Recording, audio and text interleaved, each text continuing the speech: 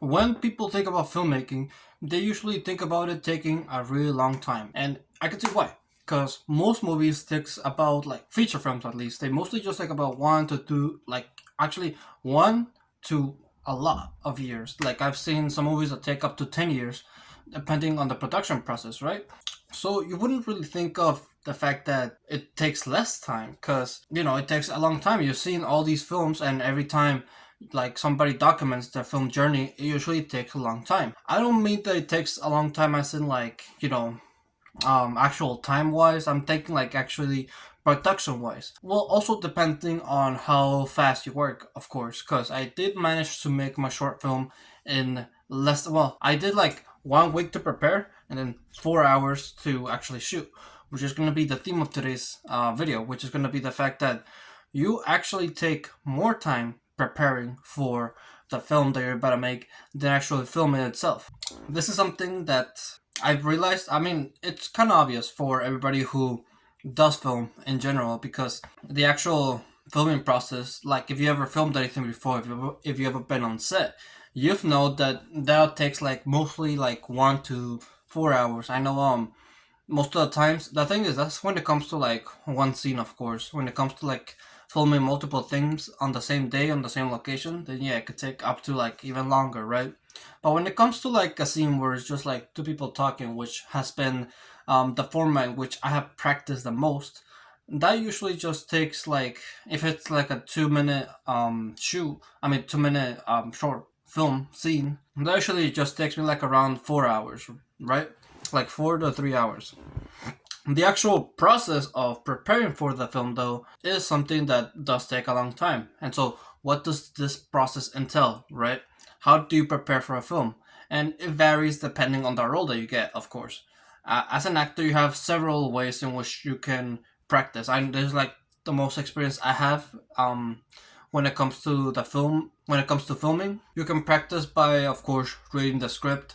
You can practice by memorizing your lines. You can practice by studying your character.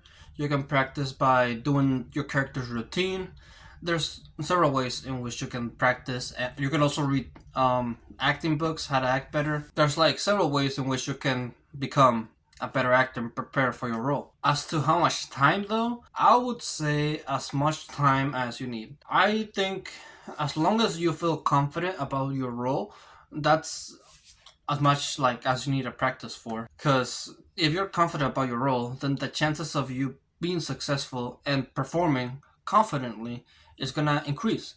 So for me, I think I had to, when it comes to like some of the films that I had to practice acting for, I studied and prepared like about, I would say 4 hours, which is still not a lot if you really consider it, because well, actually, that's a lie. It would have to be more than 4 hours. It would have to be like 3 hours for reading the script, because reading the script does take a long time. Most scripts are like between 90 to 120 pages or even longer, and yeah, it's a lot of pages to read. So you have to read all that. It takes me like around 3 to 2 hours. Then memorizing lines is actually not that hard. Actually, it only took me like a one hour to memorize my lines. Think I'm talking about that was only for one of the roles where I had to speak the most, which was the bridesmaid scene 43, the one where I showed the ring and the apple and all that stuff. That's where I spoke the most, and even still, that only took me 1 hour. And then doing research for my character, figuring out their wants and their motivations and how this relates to the entire story. That also only took me 1 hour. I don't want to explain too much how to study your character. I'll do a separate video for that.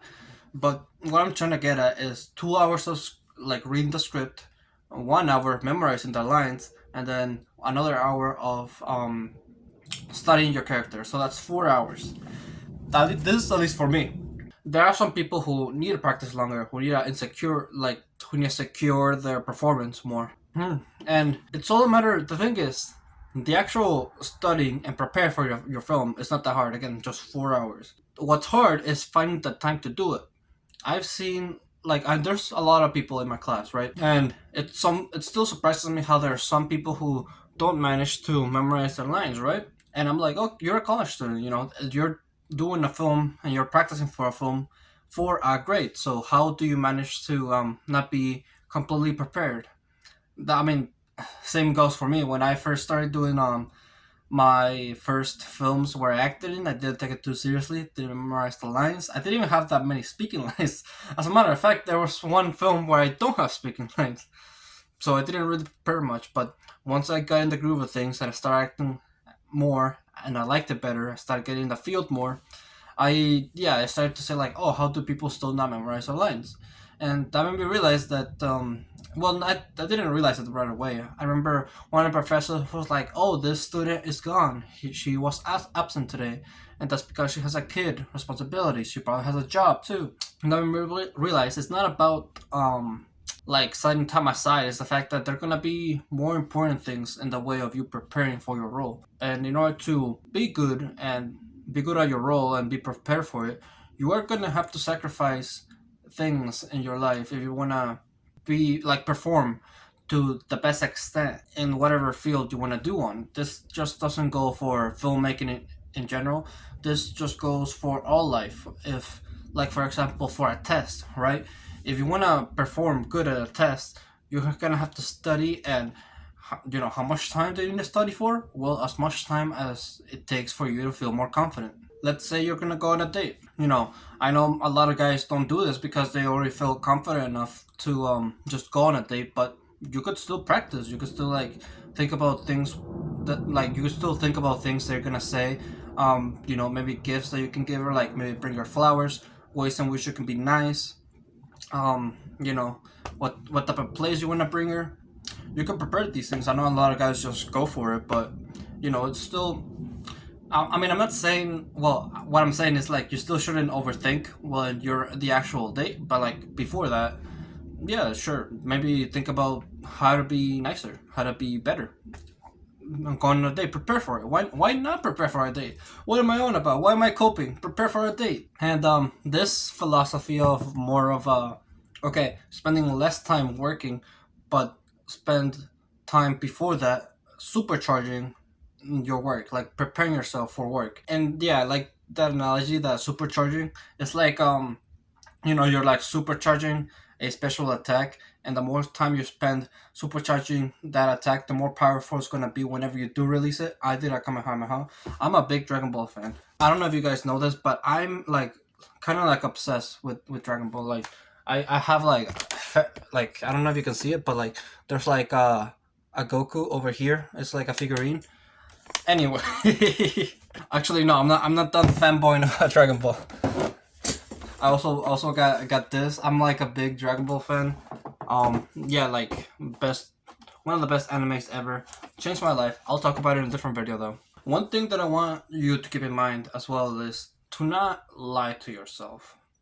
There are some people who, let's take the date analogy, right? There are some people who go on a date without no preparation. There's no needed. They feel confident enough, but they lie to themselves. They want to put on an act that, they feel confident already, that they're prepared for it. They're prepared for anything. And eventually, when something does come up, sure, maybe like they can handle it, but sometimes if you prepare for the unexpected might get the better of you. Well, that's what I'm trying to get at. Like, if you think you can do anything without practice, then that's when that mentality starts to crumble. I like to believe that, yeah, the I can do everything mentality is ideal, but if you don't practice and you don't prepare, or like you don't do the work in order to achieve that goal, then yeah, it's not gonna go to the best of your success. I've met a couple people who just believe they can do it. They just believe they can do it. They hype themselves up and everything, but yet they don't put up the work, and they just don't work. They just don't do the action. They just hype themselves up and try to make themselves try to make them make others think that they're like a higher figure, which is not ideal. You shouldn't chase validation from others. The only validation you should seek is from yourself, because if you seek validation for yourself, that improves your mental health and better self-image and all that. So You already know all that. You already know what to do. Supercharge your attack, your film, your skill, and release it out to the world. And yeah, I mean, it's always better to have quality better than quantity. So yeah, always remember that. So with that, thank you for watching this video. If you liked it, make sure to leave a like. Subscribe if you're new or like our channel, and always remember to live your life like there's no tomorrow.